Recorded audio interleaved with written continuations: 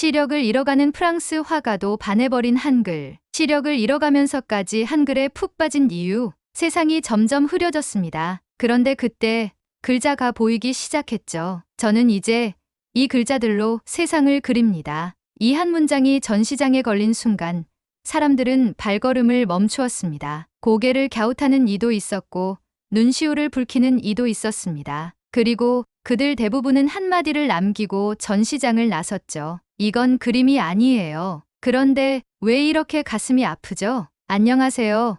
클로틸드 마르셀입니다. 이 사연을 읽고 계신 여러분께 제 인생에서 가장 믿을 수 없는 이야기, 하지만 분명히 일어났던 기적 같은 진실을 전해드리려 합니다. 한글이요? 저는 한국 사람이 아닙니다. 불어가 모국어이고 영어도 잘하지 못하는 평범한 프랑스의 노년 화가였습니다. 그런 제가 인생 마지막 전시회를 한글로 채우게 될 줄 아무도, 정말 저조차도 상상하지 못했습니다. 저는 평생을 색으로 살아왔습니다. 니스에서 태어나 파리 몽마르트 언덕 아래에서 자라난 저는 말보다 붓이 더 익숙한 사람이었어요. 햇살이 투명하게 쏟아지는 테라스의 그림자, 골목길 담벼락에 비친 아이의 웃음. 저는 그런 순간들을 늘 색으로 담아왔습니다. 그런데 몇 년 전 모든 색이 저를 떠나기 시작했습니다. 처음엔 가을의 나무잎이 흐리게 보이기 시작했습니다. 노란빛인지 갈색인지 구분이 되지 않았고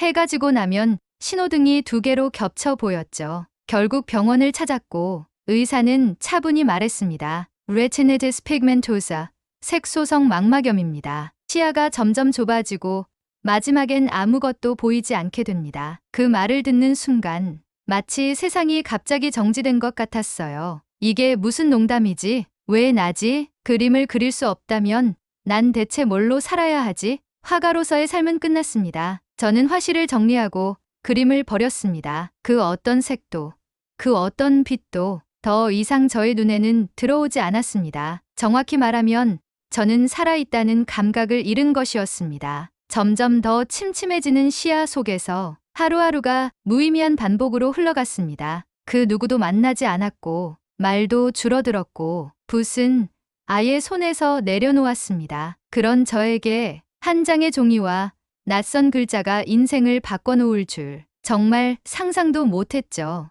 어느 날 오래전 한 전시회에서 인연이 닿았던 젊은 한국 예술가가 저를 찾아왔습니다. 저는 그가 문을 두드리던 날조차 기억합니다. 어둡고 조용한 방, 한 줄기 햇살도 들어오지 않는 침묵의 공간에 그는 아주 밝은 표정으로 나타났죠. 마르셀 선생님, 혹시 이것 좀 봐주시겠어요? 그는 조심스럽게 흰 종이 한 장을 꺼내어 제게 건넸습니다. 그 안엔 제가 단 한 번도 본 적 없는 문자가 적혀 있었습니다. 기역, 미음, 시옷, 이응? 그 문자는 이상했습니다. 글자인 것 같은데 도형 같기도 하고 선 하나하나에 어떤 정돈된 리듬과 구조가 있었죠. 이건 한글이에요. 한국의 문자입니다. 그는 천천히 설명을 시작했습니다. 한글은 자음과 모음이 결합하여 음절을 이루고 각 글자는 인간의 발성기관을 본떠 만들어졌으며 철학과 과학이 담긴 문자라는 설명까지. 그 설명을 듣던 순간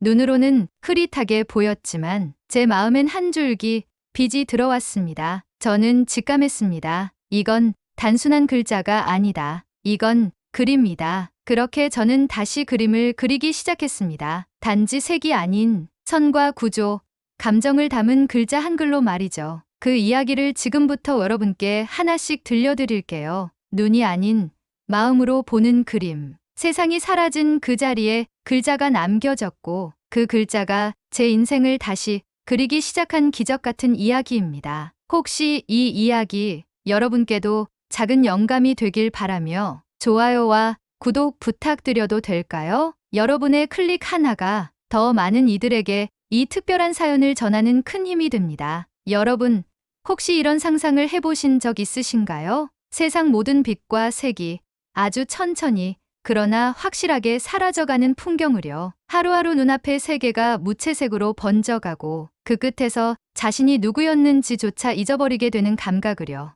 저는 그걸 겪었습니다. 그리고 지금부터 말씀드릴 이야기는 그 끝에서 어떻게 다시 무언가를 보기 시작했는지에 대한 이야기입니다. 제 이름은 클로틸드 마르셀입니다. 프랑스 니스에서 태어나 파리에서 오랜 시간 화가로 살아왔습니다. 누군가 제게 당신은 누구입니까? 라고 묻는다면 저는 주저없이 이렇게 대답했을 거예요. 저는 색을 그리는 사람입니다. 어릴 적부터 색은 저의 세계였습니다. 유년 시절 어머니의 드레스 자락에 스며든 청록빛, 아버지의 셔츠 주머니 속에서 반짝이던 금빛 만년필. 그 모든 것은 제게 단순한 사물이 아니라 기억의 조각이었습니다. 제 첫 번째 전시회에서 어떤 관람객은 이렇게 말했죠. 마르셀의 그림은 빛이 움직입니다. 그 말을 들은 날 밤 저는 침대에 누워 조용히 울었습니다. 그렇게 제 그림을 본 사람이 그 감정을 알아준 거지 고마워서요. 그러나 아무리 사랑했던 것이라 해도 영원한 것은 없다는 걸 저는 너무 늦게 배웠습니다. 처음 이상을 느낀 건 어느 봄날이었습니다. 늘 그랬듯 아침 7시 조용한 재즈 음악과 함께 붓에 물을 적시고 화폭 앞에 앉았습니다. 그날 그리려던 건 카페 테라스에 앉아 신문을 읽는 노신사와 그 앞에 놓인 커피잔이었어요. 부드러운 베이지와 진한 브라운, 그 사이에 음영이 주는 정적인 긴장감을 표현하고 싶었죠. 그런데 브라운과 블랙이 겹쳐 보이기 시작했습니다. 그림을 중단하고 몇 번이고 팔레트를 확인했지만 문제는 물감이 아니라 제 눈이었습니다. 며칠 뒤 라벤더 꽃을 그리던 중엔 보라색이 푸르게 번져 보이기 시작했어요. 그때부터였습니다. 제 안에 불안이라는 그림자가 퍼지기 시작한 것은 몇 주 후 병원을 찾았고 의사는 제게 침착하게 진단을 내렸습니다. 레티니티스 피그멘토사, 색소성 망막염입니다. 점진적으로 시야가 줄어들고 그 끝에는 실명에 이를 수도 있습니다. 그 말을 듣는 순간 제게서 모든 소리가 사라졌습니다. 하얀 진료실, 벽에 걸린 해부도, 의사의 조용한 눈빛, 모든 것이 정지한 듯 보였고 오직 제 심장 소리만이 귀 안에서 북처럼 울려댔습니다. 그날 밤 저는 캔버스를 보며 생각했습니다. 눈이 보이지 않는 화가라니 그건 날개 없는 새 같은 존재 아닐까? 그날 이후 제 삶은 빠르게 무너졌습니다. 하루아침에 화실의 창문을 가렸고 팔레트는 서랍 속으로 들어갔습니다. 연락을 끊고 전화기를 꺼버리고 그림과 함께 사람들과도 멀어졌습니다. 친구들은 말했어요. 마르셀, 우리는 당신이 어떤 화가였는지 잊지 않을 거예요. 하지만 그 말이 제게는 위로가 되지 않았습니다. 그들이 말하는 그때의 나는 더 이상 존재하지 않았기 때문이죠. 어느 날 너무도 우연히 거울을 보게 되었습니다. 피부는 메말라 있었고 눈가는 깊은 주름으로 갈라져 있었습니다. 그리고 무엇보다 그 눈 안엔 빛이 없었습니다. 그림을 그리지 않는 마르셀은 마르셀이 아니야. 그 말이 머릿속에서 맴돌았습니다. 정확히 14일 동안 저는 아무것도 하지 않았습니다. 먹는 것도 말하는 것도 생각조차도 멈췄습니다. 그때였습니다. 낯선 소리가 들려왔어요. 문을 두드리는 소리. 처음엔 착각인 줄 알았습니다. 하지만 두 번째, 세 번째 노크가 들렸을 땐 무언가 설명할 수 없는 예감이 들었습니다. 문을 열었을 때 그곳엔 어린 청년이 서 있었습니다. 검은 머리칼에 수줍은 미소, 프랑스어가 어색한 듯 영어로 말을 꺼냈습니다. 마르셀 선생님, 기억하실지 모르지만 작년 파리 예술박람회에서 당신의 그림을 보고 깊은 감동을 받았던 사람입니다. 오늘 이것 좀 봐주시겠어요? 그는 제게 하얀 종이 한 장을 건넸습니다. 그 종이 위엔 이상한 글자들이 적혀 있었습니다. 기억, 시옷, 미음, 이응? 그 순간 저는 설명할 수 없는 감각에 사로잡혔습니다. 그 글자들은 그림 같았습니다. 선과 점, 곡선과 직선의 균형, 마치 구조적인 시 같고 동양의 추상화처럼 느껴졌습니다. 그가 말했습니다. 이건 한글이에요. 한국의 문자입니다. 그 문장을 듣는 순간 제 안에서 아주 오랜만에 무언가가 그리고 싶다는 열망이 솟구쳤습니다. 그게 바로 저의 두 번째 인생의 시작이었습니다. 그날 제 앞에 나타난 청년은 낯설면서도 이상하게 친근했습니다. 파리의 겨울은 아직 채 끝나지 않았고 바람은 서늘했으며 창문은 여전히 굳게 닫혀 있었습니다. 하지만 그가 내민 한 장의 종이 그리고 그 종이에 적힌 낯선 선들과 점들은 제 마음의 창을 아주 조금, 아주 조용히 열어놓았습니다. 기억, 시옷, 미음, 이응, 선처럼 혹은 도형처럼 배열된 그 문자들은 제가 알던 어느 언어와도 닮지 않았습니다. 그러나 묘하게도 그 선 하나하나엔 규칙이 있었고 그 조합은 마치 추상화처럼 리듬을 가지고 있었습니다. 이건 한글이에요. 그가 부드럽게 말했습니다. 한국의 문자라고요. 처음엔 그저 예의상 고개를 끄덕였지만 사실 저는 놀라움과 동시에 묘한 경외심을 느꼈습니다. 이 문자는 도대체 어떻게 만들어진 걸까? 왜 이렇게 정갈하면서도 감정이 느껴지는 걸까? 그는 천천히 저를 위해 한글의 원리를 설명해 주기 시작했습니다. 한글은 자음과 모음으로 이루어져 있으며 이 각각의 문자들은 인간의 발음, 기관의 모양을 본떠 만들어졌다는 것, 그리고 그것들이 서로 결합해 하나의 음절이 된다는 것, 그리고 결정적으로 이 문자는 단지 소리를 담기 위해 만들어진 게 아니라 사람을 위한 문자로 과학적이면서도 예술적인 구성 원리를 지녔다는 것이었습니다. 그 말을 들으며 저는 오래전 파리의 한 미술관에서 보았던 동양 수묵화를 떠올렸습니다. 검은 먹선 하나로 산을 그리고 빈 공간 하나로 바람을 표현하던 그 단순함 속의 깊이. 이 문자엔 선이 있어요. 저도 모르게 중얼거렸습니다. 그는 미소를 지으며 고개를 끄덕였습니다. 그렇죠. 저는 그래서 이 문자가 아름답다고 느껴졌어요. 단지 읽고 쓰기 위한 도구가 아니라 형태 그 자체로 감정을 전하는 예술이 될 수 있다고 생각했거든요. 그날 밤 저는 그가 남긴 종이를 곱씹듯 바라보았습니다. 점점 시야가 좁아져가는 제 눈에도 그 글자들은 선명하게 각인되었습니다. 저는 그림을 그릴 수 없었습니다. 하지만 그 글자들을 머릿속으로 떠올리자 마치 캔버스 위에 무언가를 그리고 있는 듯한 착각이 들었습니다. 그 후로 그 청년, 정민은 매주 저를 찾아왔습니다. 한국에서 유학을 온 예술가라고 했습니다. 말은 어눌했지만 표현은 진심이었고 그의 눈엔 언제나 무언가를 향한 갈망이 담겨 있었습니다. 그는 한글의 글자 하나하나를 제게 가르쳐 주었습니다. 기억은 사람의 목구멍을 닮았고 미음은 입 모양을 본떠 만들어졌다고 했습니다. 시옷은 이로 소리내는 모양이고 이응은 아무 발음도 없는 그러나 형태적으로 완벽한 원이라고. 그 설명은 너무도 시적이었습니다. 저는 점점 빠져들기 시작했습니다. 이 문자들이 단순한 언어가 아니라 형태와 리듬을 갖춘 구조적 예술로 보이기 시작했기 때문입니다. 한참을 공부하던 어느 날 정민은 제게 질문을 하나 던졌습니다. 선생님, 가장 먼저 그리고 싶은 단어가 있다면 뭘 고르시겠어요? 저는 망설이지 않았습니다. 사랑이요. 그 말을 하자 그는 곧바로 흰 종이를 꺼냈습니다. 그리고 연필로 천천히 아주 조심스럽게 그 단어를 써주었습니다.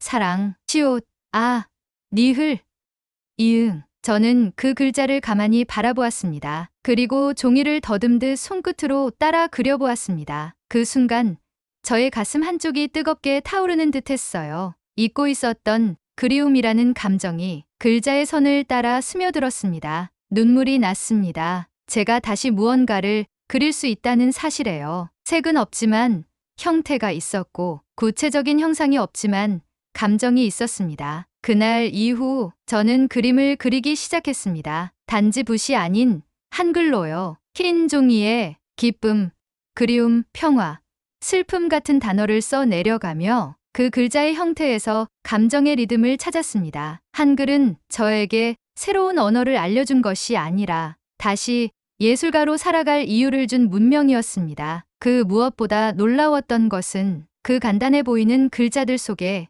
형태, 질서, 감성, 그리고 무엇보다 사람을 향한 따뜻함이 담겨 있었다는 사실입니다. 저는 마치 오랫동안 잃어버린 나의 색을 다시금 선으로 되찾아가는 여정을 시작한 것 같았습니다. 이 모든 게 한 청년의 작은 친절, 그리고 한글이라는 위대한 문자로부터 시작된 일이었습니다. 한글로 이루어진 저의 첫 작품이 완성되었을 때 저는 오랜 시간 잊고 있었던 감정을 되찾는 듯한 기분을 느꼈습니다. 그것은 말로 표현할 수 없는 희열이자 생의 마지막 한 자락을 붙잡은 듯한 절실함이었습니다. 사랑이라는 단어는 단지 의미로서가 아니라 그 자체의 형상으로 저를 감동시켰습니다. 시오드의 예리한 가각, 아의 개방된 선, 리을의 유려한 흐름, 그리고 마침표처럼 정중앙에 놓인 이응. 글자의 구조 하나하나가 마치 오래전 잃어버린 붓 터치처럼 손끝에서 되살아났습니다. 그날 이후 저는 매일 아침 정민이 건넨 나무 블럭과 촉각 검자종이 위에서 한글을 느끼는 연습을 반복했습니다. 점점 더 많은 단어들이 저의 손끝을 통해 재해석되었고 기억, 비, 엄마, 봄, 숨, 빛 같은 말들이 단어가 아닌 형상으로 다시 태어나기 시작했죠. 정민은 저의 열정에 감동하며 말했습니다. 선생님, 이건 그냥 캘리그래피가 아니에요. 이건 형태를 통한 감정 전달이에요. 이건 완전히 새로운 장르의 회화입니다. 그 말에 저도 점점 확신을 갖기 시작했습니다. 정민, 이 작업들을 전시회로 만들고 싶어요. 그가 놀란 듯 눈을 동그랗게 떴습니다. 정말요? 이걸 전시하시겠다고요? 저는 고개를 천천히 끄덕였습니다. 이게 제 마지막 전시가 될 거예요. 하지만 이전 그 어떤 전시보다도 더 진심이 담긴 전시가 될 겁니다. 전시회를 준비하는 과정은 쉽지 않았습니다. 시력은 하루가 다르게 줄어들었고 작품 하나를 완성하는데 평소보다 몇 배의 시간이 걸렸습니다. 또한 한글이라는 언어에 대한 문화적 장벽도 만만치 않았습니다. 프랑스 사람들 중 다수는 한글을 그저 동양의 문자로만 여겼고 일부 갤러리는 주제를 듣자마자 정중하게 거절했습니다. 하지만 저는 포기하지 않았습니다. 이 작업은 단순한 예술이 아니라 한 인간이 절망 속에서 다시 살아나는 증거였으니까요. 그렇게 몇 달이 흘렀고 마침내 파리의 작은 갤러리에서 전시 공간을 허락받았습니다. 조건은 단 하나, 이해할 수 있도록 충분한 설명을 덧붙일 것. 그 말은 오히려 저에게 동기가 되었습니다. 한글을 단순히 문자로 보는 것이 아니라 그 안에 담긴 과학적 원리와 예술적 구조를 보여줄 기회였으니까요. 전시회 제목은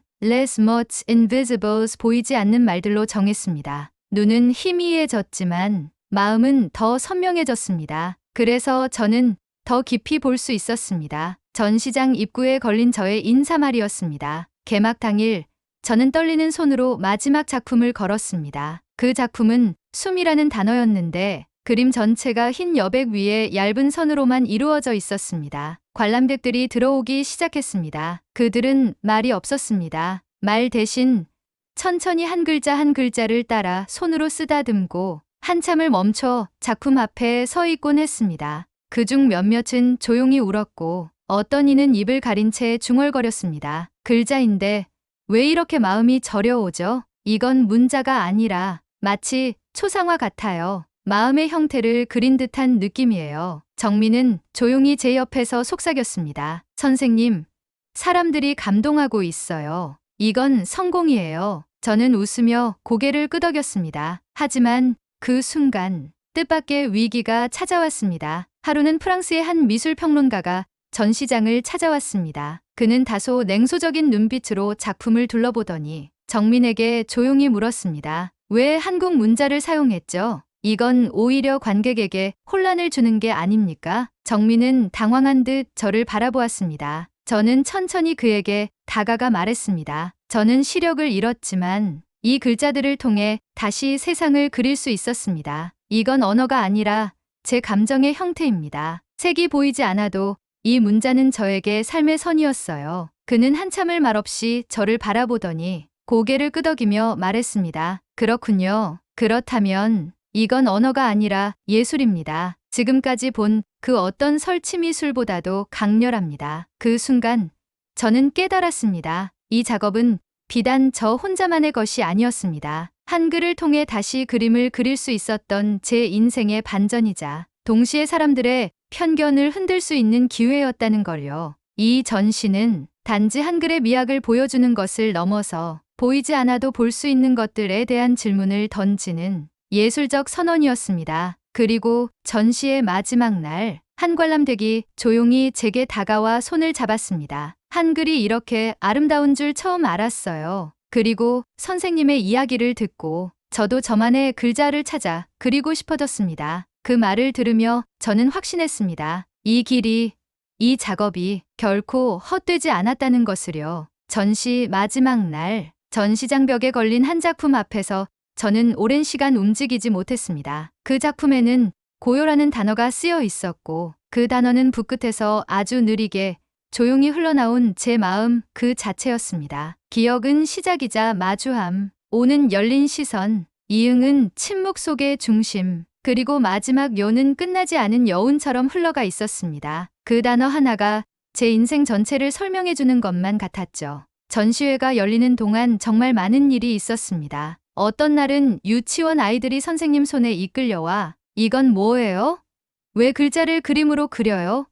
하고 질문을 쏟아냈고, 어떤 날은 한국에서 여행 온 부부가 제 손을 붙잡고 저희도 한글이 이렇게 아름다운지 몰랐어요 라며 눈시울을 붉혔습니다. 하지만 가장 인상 깊었던 순간은 한 중년 여성이 제 앞에 조용히 앉아 있던 때였습니다. 그녀는 오래도록 아무 말 없이 작품들을 바라보다가 손에 쥐고 있던 조그마한 수첩을 내밀었습니다. 그 안에는 기억, 엄마, 별, 꿈이라는 단어가 프랑스어 발음 표기와 함께 삐뚤빼뚤 적혀 있었습니다. 선생님, 저는 글자를 잃은 사람입니다. 그녀는 말더듬듯 속삭였습니다. 몇 해 전 뇌졸중으로 말을 잃었어요. 그 후 단어 하나를 쓰는데도 시간이 오래 걸렸죠. 그런데 이 전시를 보고 처음으로 단어가 다시 그림처럼 보이기 시작했어요. 그녀의 말은 그 어떤 찬사보다도 제게 깊은 감동을 안겨주었습니다. 그렇습니다. 제가 시력을 잃고도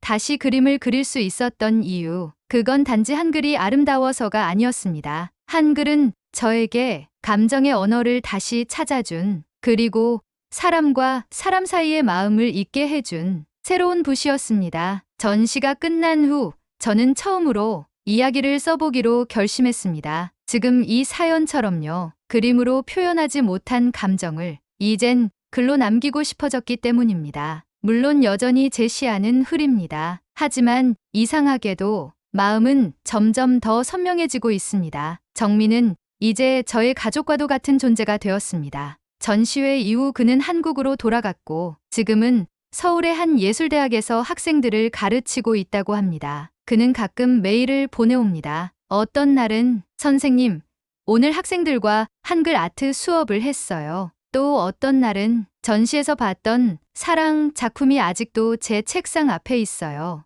라고. 그럴 때마다 저는 조용히 웃으며 붓 대신 키보드를 두드려 그에게 답장을 보냅니다. 그림이란 보이지 않는 것을 보이게 만드는 일이지요. 전시가 끝난 후 프랑스 언론에서도 이야기가 퍼져나가기 시작했습니다. 한글로 다시 태어난 프랑스 화가 언어의 틀을 깬 예술적 도전, 보이지 않는 예술이 전하는 가장 선명한 감정, 그리고 놀랍게도 한글을 배우기 위해 찾아오는 프랑스 사람들이 늘어나기 시작했습니다. 일부는 단어의 아름다움에 매료되었고 일부는 이 문자 안에 담긴 구조미와 철학에 감탄했습니다. 어떤 이는 한글은 언어가 아니라 공감입니다. 라고까지 말했습니다. 그 말을 듣고 저는 고개를 끄덕였습니다. 저 역시 한글 덕분에 사람과 다시 연결될 수 있었고 그 덕에 예술가로 다시 살아날 수 있었으니까요. 지금도 가끔 묻는 사람들이 있습니다. 왜 수많은 언어 중에 하필 한글이었나요? 왜 프랑스어가 아니라